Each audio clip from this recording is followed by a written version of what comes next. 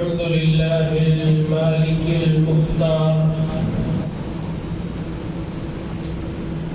والصلاة والسلام على سيد الأنبياء والأخيار وعلى آله وأصحابه الذين اتبعوا بالليل والنهار. أما بعد، فأعوذ بالله من الشيطان الرجيم.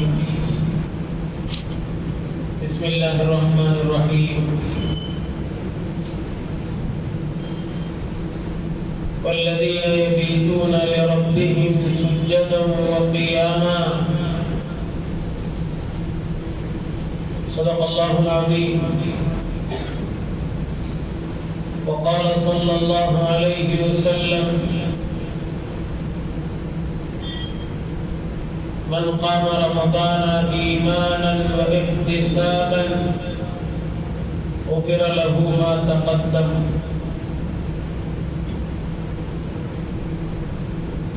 وقال تعالى في شأن حبيبه تعظيما وتكريما: إن الله وملائكته يصلون على النبي يا أيها الذين آمنوا صلوا عليه وسلموا تسليما. اللهم صل على سيدنا ونبينا محمد وعلى آل سيدنا ونبينا محمد مبارک وسلم. بزرگان محترم، برادران عزیز،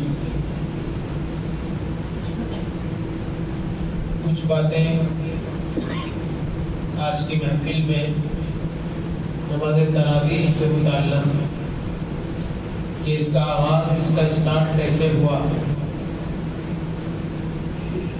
اور کیا کچھ اس کے حالات تھے، یہ چند باتیں آپ کی گوش گزار کروں. سب سے پہلے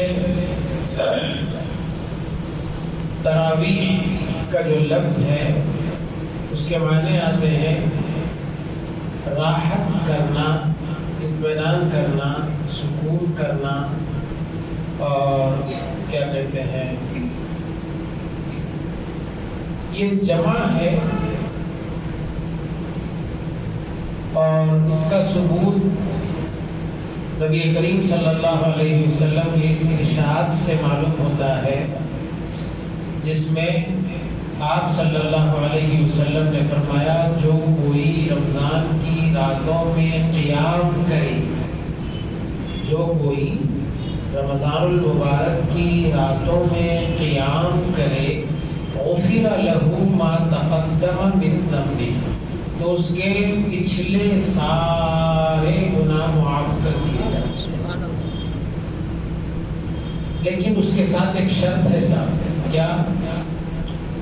ایمانا و احتسابا، ایمان کے ساتھ اور احتساب کے ساتھ. احتساب کیا ہے؟ یہ احتساب کے معنی آتے ہیں اللہ سے ثواب حاصل کرنا، اخلاص نیت کے ساتھ کہ یہ جو میں نیکی کر رہا ہوں اس کا اجر مجھے اللہ تبارک و تعالیٰ دے گا.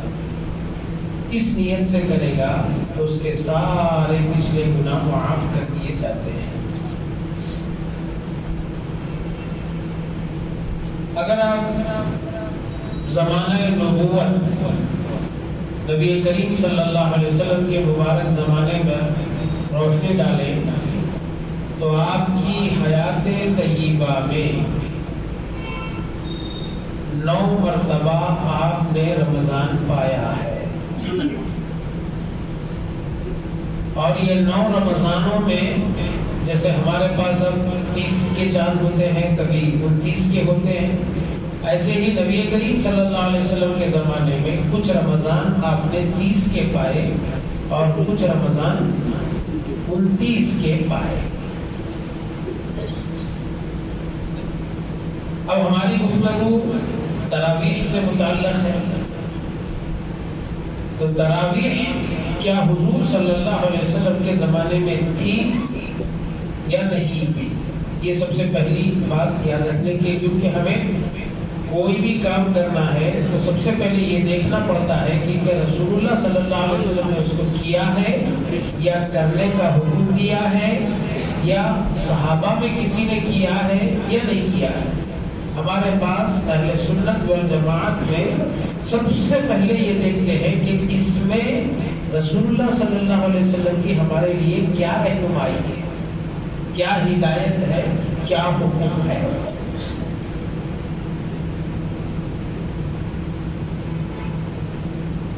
نبی پاک صلی اللہ علیہ وسلم نے فرمایا ان اللہ فرض علیکم صیامہ، لوگوں اللہ تعالیٰ نے اس کے روزے تم پر فرض کیے ہیں، وَسَنَدْتُ لَكُمْ قِيَامَهُ، میں نے اس کی راتوں میں تمہارے لیے قیام کو یعنی نماز تراویح کو سنت قرار دیا ہے۔ یہ زبانی ارشاد جو آپ نے زبان سے فرمایا ہے۔ ایک ہوتا ہے زبانی اور ایک ہوتا ہے عملی، پریکٹیکلی، کہ حضور پاک صلی اللہ علیہ وسلم نے کبھی نماز تراویح پڑھی ہے۔ تو اس سلسلے میں ایک روایت بار بار ایک ہی روایت ملتی ہے، وہ یہ کہ آپ صلی اللہ علیہ وسلم نے باضابطہ صحابہ کے ساتھ 3 دن نماز تراویح پڑھی۔ کتنے دن؟ چوتھے دن مسجد مصلیوں سے کچا کچ بھر گئی اور آپ صلی اللہ علیہ وسلم کا انتظار کرنے لگے، لیکن آپ صلی اللہ علیہ وسلم تشریف نہیں لائے۔ صحابہ انتظار کیے تنہا پڑھ لیے اور چلے۔ دوسرے دن کسی عاشق نے پوچھ ہی لیا کہ ماں بدولت صلی اللہ علیہ وسلم کل رات صحابہ سے مسجد کھچا کھچ بھری تھی کہ آپ کا شدت سے انتظار بھی ہوا، تو سنیے صلی اللہ علیہ وسلم نے کیا فرمایا، مجھے معلوم ہے، مجھے معلوم ہے۔ بولے یا رسول اللہ معلوم ہے؟ کہا اور یہ بھی سنو، تمہارے اس شوق اور جذبے کو دیکھ کر جو اتنی تعداد میں تم لوگ جمع ہو گئے، اگر میں بھی آ جاتا تو یہ تراویح سنت جا کر فرض ہو جاتی، یہ تراویح سنت جا کر، جیسے یہ 5 نمازوں کا عالم ہے، کیا ظلم ہے اس میں؟ اللہ اس کا بھی وہی چالو ہو جائے۔ سب سے زیادہ عبادتوں میں ہم جس عبادت پر ظلم کر رہے ہیں وہ نماز ہے۔ غور کر کے دیکھ لو، جس عبادت پر سب سے زیادہ ظلم ہو رہا ہے وہ عبادت نماز ہے۔ کچھ ہمیں کے فجر نہیں ہو سکتا، کچھ ہمیں کے ظہر نہیں ہو سکتا، کچھ صرف مغرب عشاء کے، تو کچھ مغرب کے۔ ضرورت تو کیا ہے؟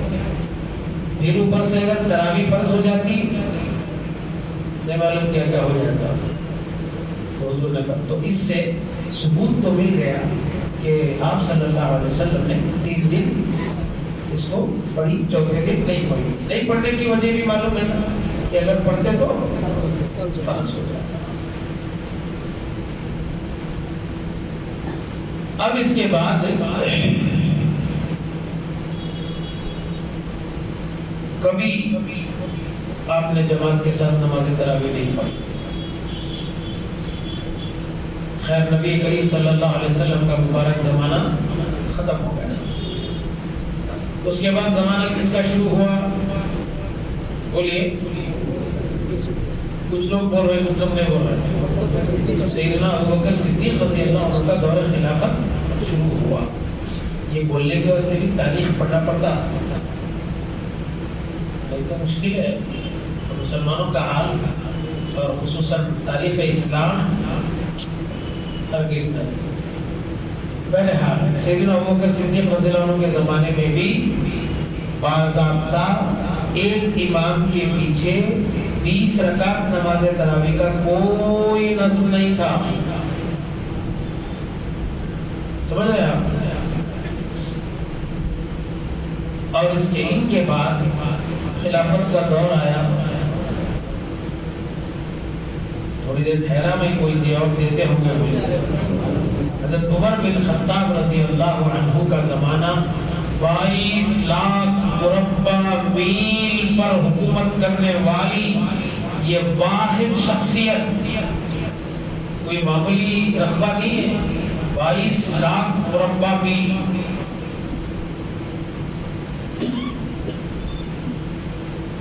ان کے زمانے میں بھی ابتدا میں آغاز میں اچھا جب ابوبکر صدیق رضی اللہ عنہ کے زمانے میں تراویح رہتی تو کیا کرتے تھے صحابہ؟ کیا پڑھتے تھے؟ آتے تھے پڑھتے تھے. کیسے؟ 4 8 ٹکڑیاں جماعت در جماعت آتے اپنے اپنے طور پر پڑھ لیتے چلے جاتے پڑھ لیتے چلے جاتے. ابوبکر صدیق رضی اللہ عنہ کا زمانہ بھی ایسے ہی چلے گیا. حضرت عمر کا زمانہ جب آیا رضی اللہ عنہ کچھ دن آپ کے دور خلافت میں بھی ایسے ہی چلے. رمضان شریف آئے, حضرت عمر رات کے وقت مسجد آئے, دیکھیں وہ یا تھوڑے لوگ نماز پڑھ رہے الگ الگ, اور تھوڑے لوگ نماز پڑھ رہے, یہ وہ دیکھ لیا آپ سب. دیکھ کے ابی بن کعب ایک صحابی ہے اور یہ کاتبان وحی میں سے, یعنی 7 صحابہ, ویسے تو سب صحابہ لیکن 7 کو ایک خصوصیت حاصل تھی کہ جب بھی جبریل حضور کے پاس آتے تھے قرآن کا کچھ حصہ لے کر, جب بھی حضور کے پاس جبریل علیہ السلام آتے تھے تو آپ ان 7 میں سے اس وقت جو اویلیبل ہوتے تھے فوراً بلاتے اور جتنا جبریل حضور کو سنا کے گئے تھے وہ سب لکھا دیتے. یہ کاتبان وحی, انہی کی وجہ سے تو قرآن ہم کو یہ کتابی شکل میں ملا جس سے ہم بہت بیزار ہیں. اور امت کا ایک بڑا طبقہ 80% بول سکتے ہیں آپ یہ حافظوں کو چھوڑ دیے تو. اچھا حافظوں میں بھی الگ ہے پھر,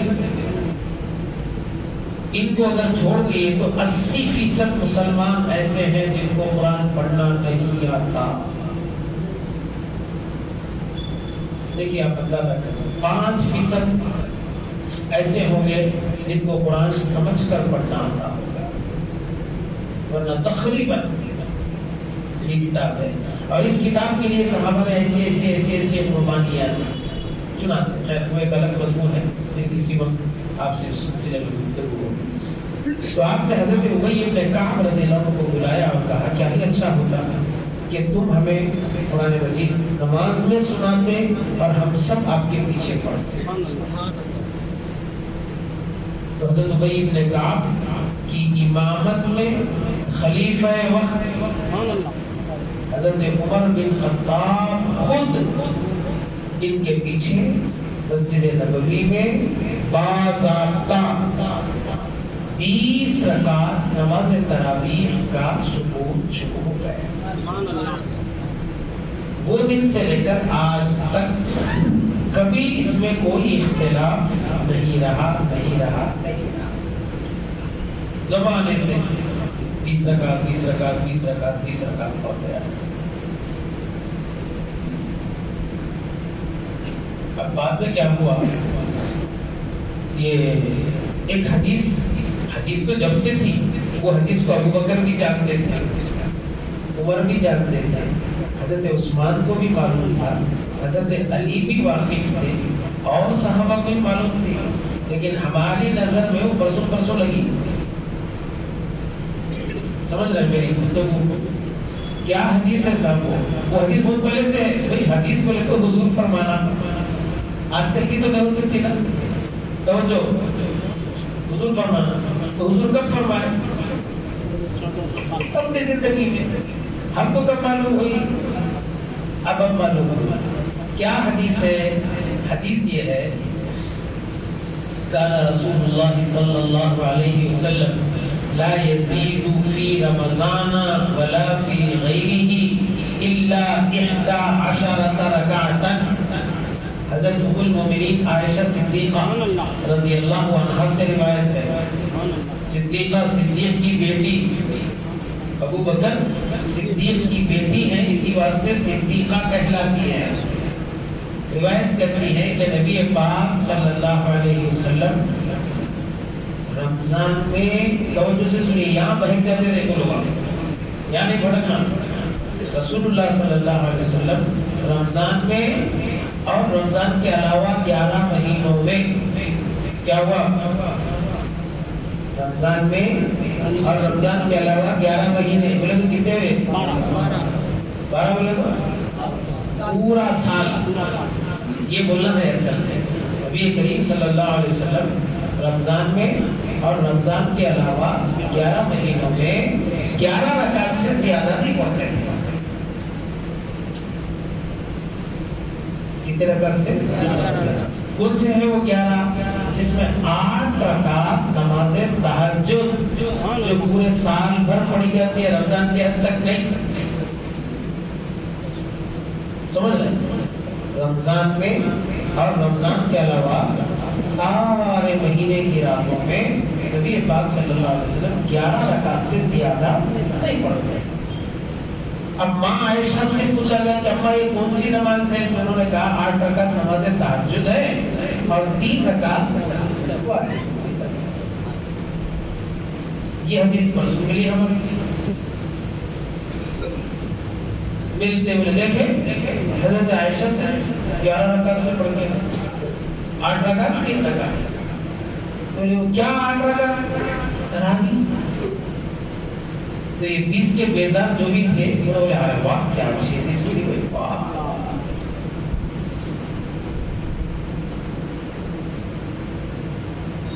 بس یہاں سے گڑبڑ شروع. اچھا میں آپ سے پوچھتا ہوں، صدیق کی بیٹی ہے، اس کی بیٹی ہے بابا کو یہ حدیث نہیں معلوم تھی ہوگی. اچھا حضرت عمر ابی بن کعب کو بلا کے ان کے پیچھے 20 رکعت شروع کرو، یہ حدیث نہیں معلوم تھی. اچھا شروع ہوا. حضرت عائشہ زندہ تھی اس وقت، حضرت عائشہ زندہ تھی اور امہات المومنین کو پوری اتھارٹی تھی کہ دین کے خلاف، اسلام کے خلاف کوئی بھی نیا کام ہو رہا تو پکڑ کے بلا بھیجتے تھے ان کو. اور ماں بلانا بیٹے کو بلانے کی طرح بلاتے تھے. اور جو بھی کام کرے گی آپ چھوڑ کے جانا. امہات المومنین میں سے اگر کسی نے بلایا، حضرت عمر کی یہ حرکت 20 رکعت نماز تراویح کے لیے ایک امام کے پیچھے لوگوں کو جمع کرنا حضرت عائشہ کو نہیں معلوم تھا. اچھا حضرت عائشہ کو یہ بھی تو معلوم تھا کہ نبی کریم صلی اللہ علیہ وسلم 11 رکعت سے زیادہ نہیں پڑھتے تھے اور عمر 20. کیا صاحب یہ ہم کو دخل ہے نہیں، ان کو بھی کچھ تھی. نہیں آپ گفتگو سمجھ رہے ہیں کہ روزہ لگ گیا ہے کیا بولو پہلے وہاں بن کر کے ایسا ٹائم نہیں ہوا. میرے کو معلوم ہے ٹائم ہوتے، میرے کو سب سے پہلے معلوم ہوتا، بعد میں آپ کو معلوم ہوتا.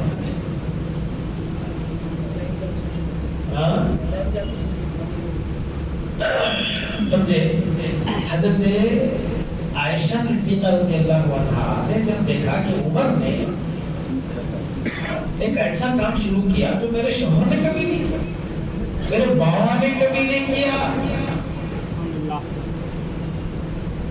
لیکن اما عائشہ نے کبھی عمر کو بلایا نہیں، ٹوکا نہیں، دھمکی نہیں دی، غصہ نہیں کیا، کچھ نہیں. کیوں؟ ان کو بھی معلوم تھا الگ ہے، وہ الگ ہے، وہ تحقیق ہے. لیکن اب ہمارے سب سے زیادہ عقل ہم کو ملی. قرآن حدیث سمجھنے والے، حدیث حدیث سمجھنے والے ہیں. چلو گڑبڑ کر دو اس میں. جب سے شروع 8 رکعت 30 رکعت 8 رکعت 30 رکعت. زمانے تک حرمین شریفین میں 20 رکعت ہوتے تھے. یہ 2019 سے کیا کر دیے؟ پہلے 10 کر دیے. اب یہ 10 کی روایت کہاں سے لیں گے؟ کوئی 8. پہلے سے تراویح نہیں ہے، تہجد ہے، 3 واجب ہے. اب یہ 10 پڑھ رہے ہیں. 10 بھی 3 کتنے؟ 13 18 کر دیے. بہرحال دیکھیے احادیث الگ ہے، قرآن کی آیت ہے. یہ جو احکام ہے ہمارے لیے دلیل کا درجہ رکھتی ہے. کوئی اگر ایسی حرکت کر رہا ہے تو اس کے پاس کیا دلیل ہے؟ وہ اللہ کو اپنی صورت دکھائے، اللہ کے پاس اپنی دلیل پیش کرے. لیکن یہ زمانہ صدیق اکبر کے بعد سے، حضرت عمر کے زمانے سے یہ روایت چل پڑی 20 رکعت ایک امام کے پیچھے کسی کو کوئی اختیار. اور حضرت ابی بن کعب رضی اللہ عنہ ان نمازوں میں اپنی سہولت سے پڑھتے تھے، کبھی لمبا، کبھی مختصر، کبھی طویل. اس طریقے سے پڑھ کے قرآن شریف ختم کیا. تو سمجھ گئے؟ اچھا، اور ایک دن یہ حدیث میں چند باتیں ہیں جس کو آپ ہم اچھی طرح سمجھ سکتے ہیں. سب سے پہلی بات، یہ حدیث کی روایت کرنے والی کون؟ بولیے. اما عائشہ. تو یہ جو بتا رہی ہے بس باہر کا عمل بتا رہی ہے یا گھر کا؟ بولیے. گھر کا. اور تراویح گھر میں پڑھتے مسجد میں پڑھتے. تو معلوم یہ ہوا کہ یہ تہجد ہی ہے، تراویح نہیں ہے. یہ اچھا، اب ایک بات، تراویح کب پڑھتے؟ رمضان میں. رمضان کے بعد پڑھتے لکھتے نہیں، ایسا بولو. رمضان کے بعد پڑھتے حیض و نمازوں میں بھی نہیں لکھتے.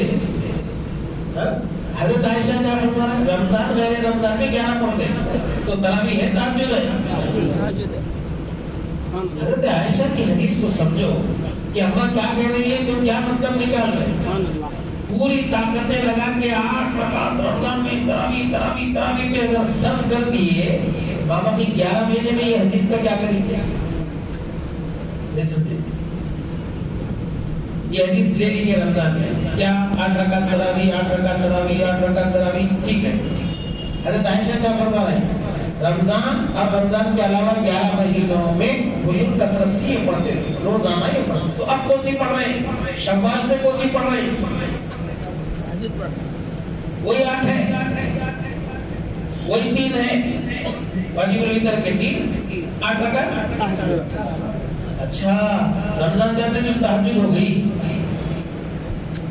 رمضان میں کیا تھی؟ وہ 8 رکعت.